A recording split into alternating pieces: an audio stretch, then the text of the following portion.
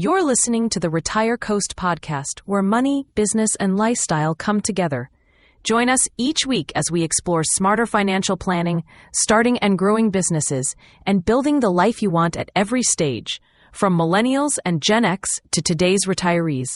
Thank you once again for coming to RetireCoast podcast. Our topic today is going to be rent versus buy.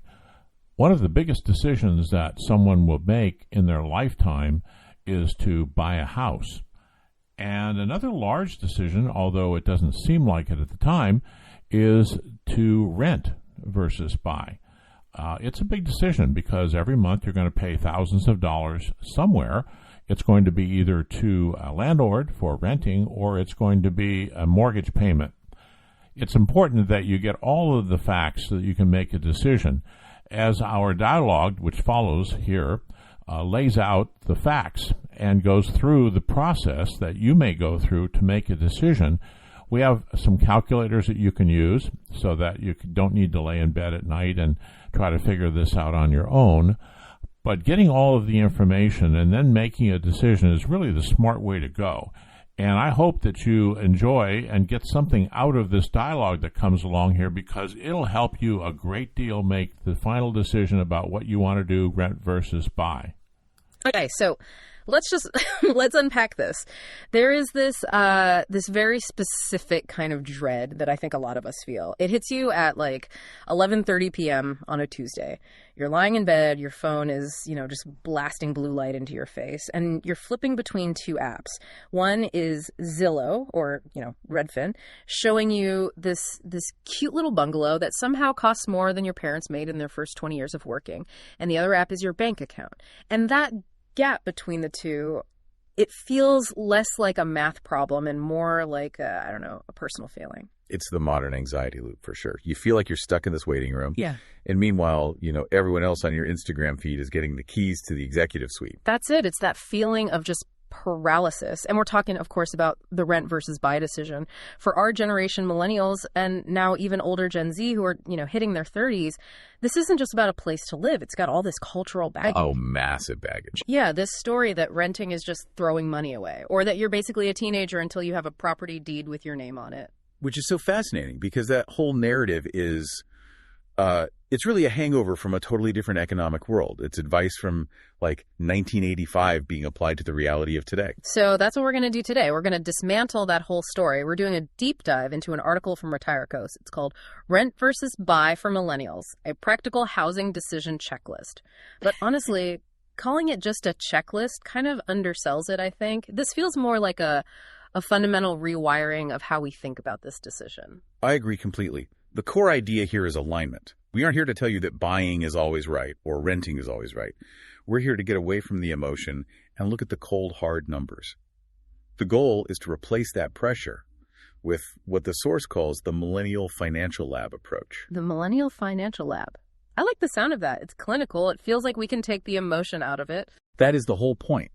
We have to stop thinking of a house as a dream and start treating it like what it is, which is a massive leveraged asset purchase. So we're going to talk about stress tests, we're going to look at calculators, and we're going to ask some really uncomfortable questions about, your actual cash flow. And I want to be really clear from the get-go. We are going to give you permission, like actual mathematical permission, to keep renting, if that's what the numbers tell you to do. But on the other side of that coin, we're also going to pinpoint the exact moment when buying stops being a huge risk and actually becomes a powerful wealth-building tool. It's a very fine line. And I think most people don't even know where that line is until, unfortunately, they're already on the wrong side of it. Okay, so let's get into the first big idea from this source. I think most people would expect us to start talking about, credit scores or interest rates. But this article argues that the single most critical factor in this whole thing is time. Time is the silent killer in real estate. The source literally puts timeline above the price of the home, above the mortgage rate, above everything. Okay, but why? I mean, let's say I find a deal. Right. The seller is desperate. I can get a house for 10% under market. Why does my timeline matter more than that? Shouldn't I just jump on the deal? That is a classic trap. And the reason is something called transaction friction. Mm-hmm. Think of friction as like the cover charge to get into the nightclub of homeownership. Okay. In the stock market, You could buy an index fund with basically zero fees. Easy in, easy out. In real estate, the cost just to get in the door and then get back out again it's enormous. Let's break down that cover charge. What are we actually talking about fee-wise just to get the keys? Okay, so on the buy side, you're looking at closing costs. That's things like loan origination fees, title insurance, attorney's fees, inspections. That's usually about 2 to 5% of the home's price. Yep. Right there, just gone. Just to start. To start. But the real sting comes when you sell. When you go to sell that house, you're typically paying 5 to 6% in real estate agent commissions. Plus, in many places, another round of transfer taxes. So, round trip from buying to selling, you're looking at something like 10% of the asset's value that just, poof, vanishes into fees and taxes. Correct. So let's run the numbers on that deal you found. You buy a $500,000 home. The transaction friction, round trip, is about $50,000. Now, if that home appreciates at a normal historical average, say 3 or 4% a year, it takes you almost 3 years just for the house to gain enough value to pay back the friction costs. So for 3 years, you're just treading water. You are literally working just to pay the real estate agents and the government. You haven't made a single dime in actual profit yet. And that is exactly why the source breaks your timeline down into 3 very, very specific buckets. Okay, let's go through them. Bucket number 1 is for anyone with a timeline of less than 2 years. If you think there's any real chance you'll move in under 2 years, the math is just, it's brutal. Yeah. Renting wins? I'd say 99% of the time, renting wins. Is there any scenario where it makes sense? What if I'm a professional house flipper? Well, that's a different story. If you're a contractor and you can force the appreciation yourself by, adding sweat equity maybe. But for a regular person buying a home to live in, no. The market risk is just way too high. Think about it. If the market just dips by 2% over those 2 years, which happens all the time, you add that to your 10% friction cost, and you are guaranteed to walk away with a huge loss. You basically just paid a premium to live somewhere that you also had to fix yourself. Okay, that is crystal clear. So let's move to bucket number 2. This is the 2 to 5 years range. The source calls this one the gray zone. I like to call it the danger zone. This is where most of the regret happens. People think, 5 years, that's a pretty long time. I'll definitely make money. But this is where the loan amortization schedule really works against you. Okay, we need to define that term, amortization. Right. So it's just the way the bank structures your mortgage payments. In the first few years of a 30-year loan, almost all of your payment is just interest. On a typical loan, in year 3, maybe 70 or even 80 cents of every dollar you pay is just pure interest going straight to the bank. You're barely paying down the actual loan balance. You're essentially renting the money from the bank. You are. You're renting the money. So in this 2 to 5 year window, you haven't really paid down the debt. You haven't owned the house long enough for it to appreciate enough to cover the friction costs. And you're still totally exposed to any short-term dips in the market. So what's the advice for this gray zone? The source is very clear. You should only consider buying in this window if your budget is rock solid and you can truly afford to take a loss if you're forced to sell. If you need to break even on the sale to, say, move for a new job, then buying in the gray zone isn't an investment, it's a gamble. Which brings us to the third bucket, the sweet spot. 5+ years. This is where buying starts to make sense. This is the green light. Historically, over almost any 5 to 7 year period, the real estate market tends to recover from dips. It gives the asset enough time to appreciate, cover all that friction, and start building you real, tangible wealth. And this raises a massive point, specifically for millennials, right? Our lives are, they're not linear. We change jobs every 3 years on average. Relationships start and end. Companies change their remote work policies on a whim. The idea of committing to one single geographic location for 7 years can feel really confining. It does, and that is exactly why the source frames renting as a strategic choice. This isn't about failing or falling behind. It's about choosing agility. When you rent, you are paying for an option. You're paying for the option to leave at the end of your lease with no penalty. Yeah. And that option has a real financial value. So if you get that dream job offer in London or you meet someone and want to move to their city, you can go. You just pack your bags and go. But if you own a house, you're anchored. You might have to turn down a career-making opportunity simply because you can't sell your house in a slow market without taking a huge financial hit. I've heard the phrase, liquidity is options. That's precisely it. Renting preserves your optionality. Buying a house sells your optionality in exchange for the potential of long-term equity. You just have to decide which of those is more valuable to you right here, right now. Okay, so let's say someone passes the timeline test. They're confident. I love the city. I'm staying for 10 years. Now they have to face the next section, which is the budget reality check. Or, as I like to call it, the bank versus the real world. Yes. This is where so many people get into deep trouble. They go to a mortgage lender's website, they plug in their income, and the calculator spits out a number. Congratulations! You qualify for a $4,000 monthly payment. And the person thinks, great, I can afford $4,000. But the bank has a very, very different set of incentives than you do. A complete different universe of incentives. The lender is only calculating one thing: the risk that you will default on the loan. They are not calculating the risk that you will be miserable. They don't care if you can still save for retirement. They don't care about your future kids' daycare costs. They absolutely do not care if you ever take a vacation again. All they want to know is, can we legally squeeze this payment out of this person before they go completely bankrupt? Which leads to this concept in the source that I've got to admit, it really terrified me when I read it, the idea of uncapped costs. Yeah. The quote is, rent is the maximum you will pay. Your mortgage is the minimum. It's the golden rule of housing. It should be on a plaque. When you sign a lease for, say, $2,500 a month, that's it. That is the absolute ceiling. If the roof caves in, if the boiler explodes, if the city doubles the property tax rate, you pay $2,500. Your landlord deals with the rest. But when you own the home, your mortgage might be $2,500. But that's just the floor. That's where the costs begin. Let's really itemize the stuff that gets piled on top of that floor.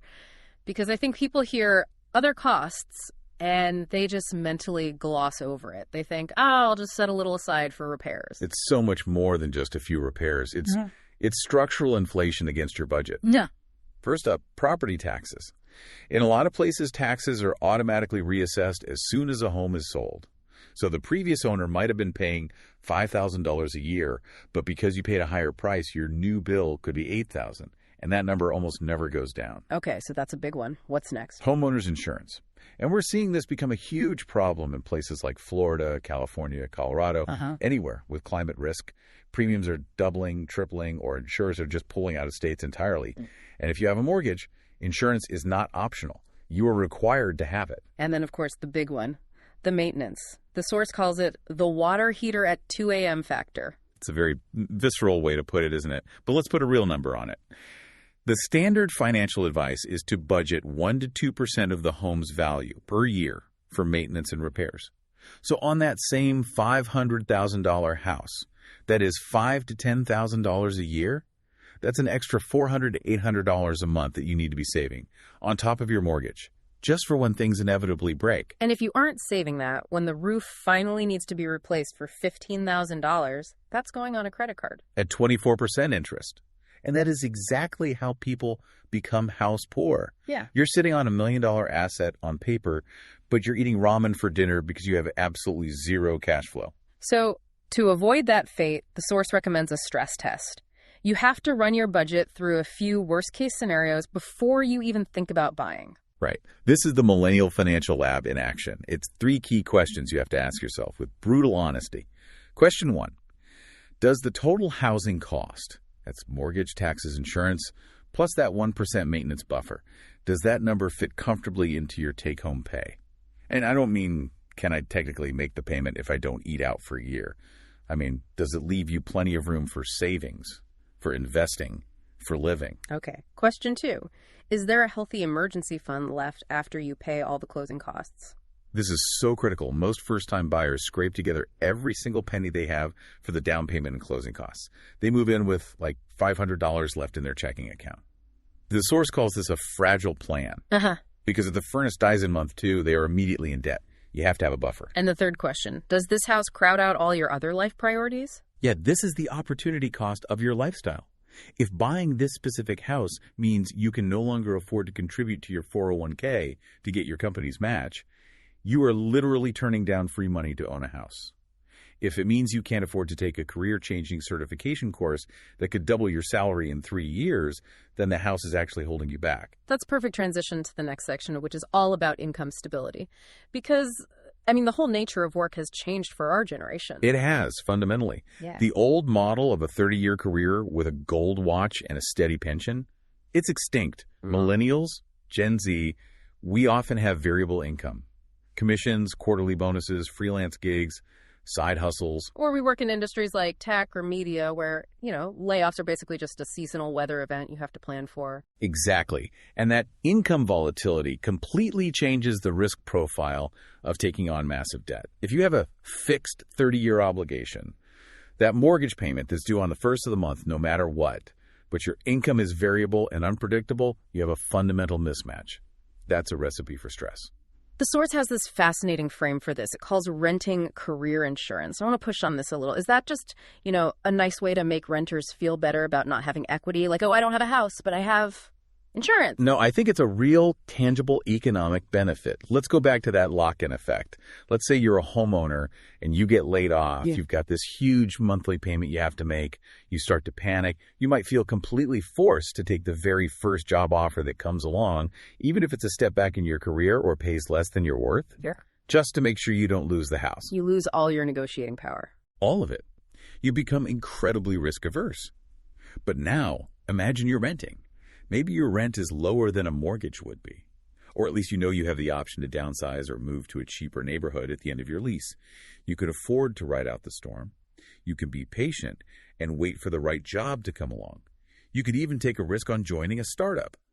Renting lets you take risks with your career because you aren't taking on so much risk with your housing. That's a really powerful way to reframe it. You're not betting on real estate capital. You're betting on your own human capital. That is the perfect way to say it. For most young people, their single biggest wealth-building tool is their future income potential, their ability to learn and grow and earn more. You don't want to handicap your career just to buy a house a few years too early. Okay, let's shift gears a bit.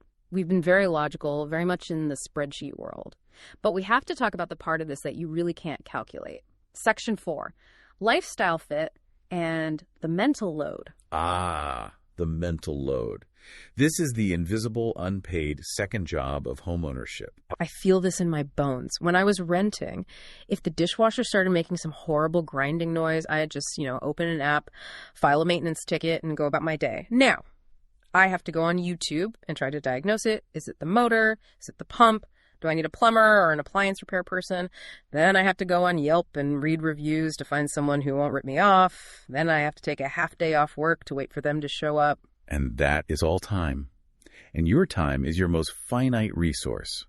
The Source makes the point that we consistently undervalue the project manager role that you are forced to take on the day you buy a house. You instantly become the CEO of a small and frankly constantly crumbling corporation. A crumbling corporation, that's a little grim. But it's accurate, right? Entropy is a real force of nature. The universe is actively trying to reclaim your house. Weeds are growing, gutters are clogging, paint is peeling, pests are trying to move in. Now, if you love that stuff, if you find mowing the lawn to be meditative and you enjoy weekend trips to Home Depot, then great, that's a hobby, that's lifestyle value. But if you hate it, if you'd rather spend your weekends hiking or learning to code or just, sleeping, then a house can feel like a prison made of chores. So the Source lays out this lifestyle checklist to help people figure out which camp they're in. It cuts through all the shoulds. So it says you should probably rent if. You should rent if you value flexibility over permanence. If you want your monthly costs to be totally predictable so you can just automate your finances and not think about them. This is a big one. If you love to travel, there is a deep, profound peace of mind that comes from just locking your apartment door and leaving for a month without worrying that a pipe is going to burst or the lawn is going to turn into a jungle. And on the flip side, you should probably buy if. You should buy if you crave control and customization. This is the big psychological win for ownership. You want to knock down a wall. You want to paint the nursery that perfect shade of sage green. You want to adopt 3 giant dogs, and you need a yard for them to run around in. The dog factor cannot be overstated. I know so many people who bought a house 90% for their dog. And that's a perfectly valid reason. That's what we mean by lifestyle utility. Right. If the house is a tool that enables the life you actually want to live, you want a garden, you want a woodworking shop, you want to host big holiday dinners, then the financial costs and the mental load might be totally worth it. The problem is when people buy the house for the status, but the actual day-to-day lifestyle of maintaining it makes them completely miserable. Right. You've got the impressive address, but you spend every weekend full of resentment because you have to fix the leaky faucet instead of being out with your friends. That's a lifestyle mismatch. And that's where the deepest regret comes from. It's usually from the lifestyle friction. not just from losing a bit of money. You can handle a small financial loss if you love your life, but losing money and hating your weekends, that's the fast track to burnout. Okay, we absolutely have to tackle the elephant in the room. Section 5, cash position and opportunity cost. This is where the die-hard real estate is the only way crowd usually starts yelling. Right. We have to bring the S&P 500 into the conversation. We do, because the classic argument is always renting is paying 100% interest. You're just paying your landlord's mortgage. Which is, on a surface level, true. That's a catchy phrase. But it completely ignores the concept of opportunity cost. Let's run a scenario. Let's say you saved up $100,000 for a down payment. If you buy a house, that $100,000 is now locked up. It's illiquid. It's trapped in drywall and 2x4s. As the saying goes, you can't eat your kitchen. You cannot spend your kitchen. I like that. You can't. Now, what's the alternative? Let's say you decide to keep renting for a few more years. You take that same $100,000 and you invest it in a simple, diversified, low-cost index fund. Historically, the stock market has returned about 7 to 10% a year after inflation. In about 7 or 8 years, your $100,000 could double to $200,000, and that money is liquid. If you have a medical emergency, you can sell those stocks and have cash in your bank account in 2 days. So for the house to be the better financial move, its value has to appreciate faster than the stock market? Not just faster. It has to appreciate enough to beat the stock market, plus all the costs we talked about. The maintenance, the taxes, the insurance. And historically, over the long run, the raw appreciation of a single-family home barely beats inflation. Real estate creates wealth primarily through leverage.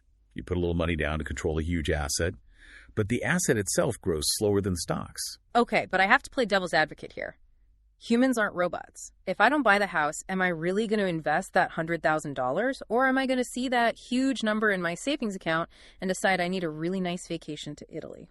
And that is the forced savings argument for homeownership. And honestly, it's the strongest argument there is. A mortgage is a forced savings plan. You have to pay it every single month or you lose the house. That payment slowly builds your equity.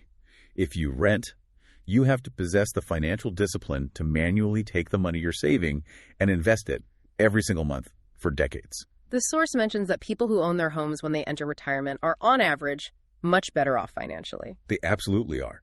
And it's because most people simply lack the discipline to save and invest consistently for 30 years without an external force like a mortgage bill making them do it. So if you know yourself and you know you're a spender, a house can act like a giant piggy bank that you happen to live inside. It locks the money away where you can't easily spend it. It's a system to protect you from your future self. It is. But, and this is a huge but, you have to balance that future wealth against your current financial stability. Don't make yourself house poor today just so you can be rich on paper when you're 65. If you have $1 million in home equity but $0 in cash, you are in a very, very fragile position. You're one layoff or one medical bill away from losing everything. Right. Liquidity keeps you safe today. Equity can make you wealthy tomorrow. You need a balance of both. That's the goal. Okay, let's move on to Section 6. Market reality, or as the source calls it, the trap of timing. Every single time I talk to friends who are thinking about buying, they all say the same thing. I'm just waiting. They're waiting for rates to drop back to 4%. They're waiting for prices to crash. The myth of the perfect market, it's so seductive. We all want to feel like we're a genius investor who timed the bottom perfectly. But the source is really adamant on this point. For a normal person, timing the housing market is effectively impossible. Why, though? It seems so logical. If interest rates go down, my payment is lower, so buying is cheaper. The monthly payment might be cheaper. But you have to think about the supply and demand dynamics. When the Federal Reserve cuts interest rates, what happens? All those millions of other people who are just waiting, just like you, they all jump off the sidelines and rush into the market at the exact same time. And competition goes through the roof. Through the roof. Suddenly, every open house has a line down the block. Every decent property gets 10 offers. Bidding wars start and prices get pushed way up. So you might get a lower interest rate, but you end up paying $50,000 more for the exact same house. It's a seesaw. Okay, so a lower rate can mean a higher price. What about the other side? What if I wait for prices to crash? Again, you have to ask why prices would be crashing. It's usually because the entire economy is in the tank. Yeah. Unemployment is high, people are scared, and crucially, the banks get scared and stop lending money. So sure, the house you want might be 20% cheaper, but you might be worried about losing your job. Or the bank might suddenly demand a 30% down payment because they see you as a bigger risk. So there's no magic scenario where the houses are cheap, the rates are low, and the banks are just handing out money. That scenario is a complete fantasy. It does not exist in the real world. So what's the actual strategy then? The source uses that phrase you hear a lot, date the rate, marry the house. It might be a bit of a cliche, but it really holds up. The strategy is this. If you find a house that fits your life, in a location you love, and you can comfortably afford the monthly payment at today's high rate, you buy the house. You marry the house because that's the part you can't change. Then, if rates drop in a year or two, you refinance. You divorce your old high rate and get a new lower one. But you can never, ever go back and change the price you paid for the house. Never. And if you wait for rates to drop, you could easily end up paying way more for that same house because of all the new competition. So the rule should be, make your decision based on your personal readiness, not on market predictions. If your own financial house is in order and the numbers work for you right now, then don't wait for some theoretical better time that may never come. Because that better time might just be when everybody else decides it's time to buy, too. And you don't want to be fighting the herd. Okay, Section 7 takes us into the emotional side of this. Handling FOMO. Fear of missing out. It's a powerful drug, especially in the age of social media. See the pictures on Instagram, right? The perfectly manicured hand holding up a new set of keys. The "we said yes to the address" signs. It makes you feel like you're not a real adult, like you're stuck in some kind of suspended adolescence while your friends are moving on. The source calls this external noise. And the advice for filtering it out is to use a simple grounding question. Just ask yourself, would I still be making this exact choice if nobody else in the world would ever know about it? If I couldn't post it online, if my parents never found out, would I still want this 30-year mortgage and all the responsibility that comes with it? It clarifies your true motivation almost instantly. Are you buying this house for shelter, for stability, for the life you want to live? Or are you buying it for status and for validation from others? The source has a great case study that I found really helpful. Brenda and Julian. Let's talk about them for a minute because I think their situation is one a lot of our listeners will recognize. Right. So Brenda and Julian, a couple about to get married, they both have good, stable jobs, one in marketing, one in auto management, solid combined income. Their biggest pain point was that they were both working from home, from a tiny dining table in their one-bedroom apartment. They were desperate for a real home office. But they were completely paralyzed by the interest rates. They kept asking, are we being idiots for buying a house at 7%? They were letting the macro economy dictate their micro life. So the key was to reframe the question. Instead of asking, is the market perfect right now? They started asking, what do we need to support the next phase of our life together? They focused on the alignment. They did. They actually used the calculator from the source. They ran the real numbers. And they realized that even with the higher interest rate, they could comfortably afford the monthly payment without having to sacrifice their retirement savings or their other goals. And crucially, they realized that having a dedicated home office would probably make them both more productive, which could lead to raises or promotions down the line. So the house wasn't just a lifestyle upgrade. It was actually a tool for their career growth. Exactly. They realized the cost of waiting, the daily stress, the lack of space, the strain it was putting on the relationship. That cost was actually higher than the cost of the higher interest rate. So they bought the house, they stopped trying to outsmart the global economy, and started trying to support their actual real lives. I love that. Support your actual life. That should be the bumper sticker for this whole deep dive. It really should. Okay, we are coming into the home stretch here. Section 8 gives us what it calls decision snapshots. These are quick profiles, and I want you to listen closely and see which one of these sounds like you. Let's start with the keep renting profile. This is you if. Your timeline is uncertain. You could see yourself moving in less than, say, 2 or 3 years. Your income is variable. Maybe you're a freelancer or you're in the early stages of a startup. Your savings are low, meaning if you paid a down payment and closing costs, you'd have almost nothing left for emergencies. And maybe most importantly, you really prioritize freedom, flexibility, and travel. And if that's you, renting is not a failure. It is a strategic advantage. You are lighter, faster, and more liquid than your homeowner friends. You have more options. 100%. Now, for the ready-to-buy profile, This is you if you have a 5+ year plan to stay in one city. Your income is reliable, it's well documented, it's stable. You have a comfortable emergency fund that will still be there after you pay the down payment and all the closing costs. And this is the big one. You are psychologically prepared and willing to handle the maintenance and the mental load. You are ready to be the person who has to find a plumber on Christmas Eve. You accept that you are now the project manager. And what if you're somewhere in the middle of those two profiles? That's the gray zone. And that's where most people actually are. The advice here is simple. Wait and save. Renting is not a penalty box. The source calls it a preparation zone. I really like that term, preparation zone. Use the time productively. Build up a bigger down payment, which will lower your future monthly payment. Pay down any other debts you have, like student loans or car payments. Solidify your career path. Don't rush into the biggest financial decision of your life just because you feel like you should be there already. All right, let's wrap this all up with the final quiz. The source has a quick 5-question quiz to help you self-assess. I'm going to read the questions and you can give us the pass-fail on them. Let's do it. Okay, question 1, the liquidity test.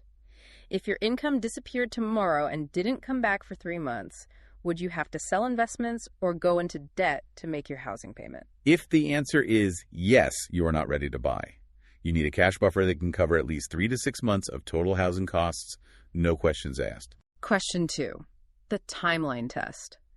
Can you say with 95% certainty that you will still want to live in this exact city in 5 years? If the answer is maybe, or I really don't know, then renting is the safer, smarter choice. That transaction friction will eat you alive if you have to sell early. Question 3, the sleep test.